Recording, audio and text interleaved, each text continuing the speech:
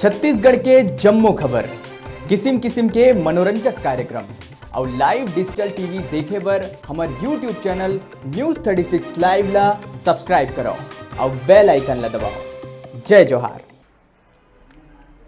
कबीरधाम जिला के बोड़ला में बीते रात सदगुरु कंप्यूटर में दीवार तोड़ के अज्ञात चोर मन चोरी ला अंजाम दिस। चोर चोरी करे बर दीवार तोड़ दिस, फिर कोनो ला कानो कान खबर नहीं हुई। एकर पहली भी नगर में चोरी के कई मामला आगू आए हैं, फिर अभी तक कोनो चोर नहीं पकड़ा है। ये घटना हा नेशनल हाईवे 30 मेन रोड के दुकान में होए है, जिहां रात भर पुलिस गश्त करत रही थे, तब वो चोर चोरी करे में सफल हो जाते।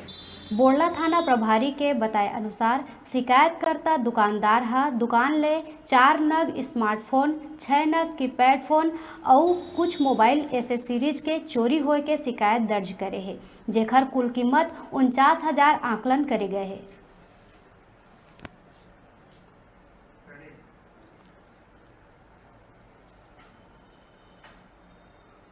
अब अभी बेरा है छोटकुन ब्रेक के बाद फिर लहुटबो। तब तक आप मन देखत रहो आपके अपन चैनल न्यूज़ 36 छत्तीसगढ़ के आवाज।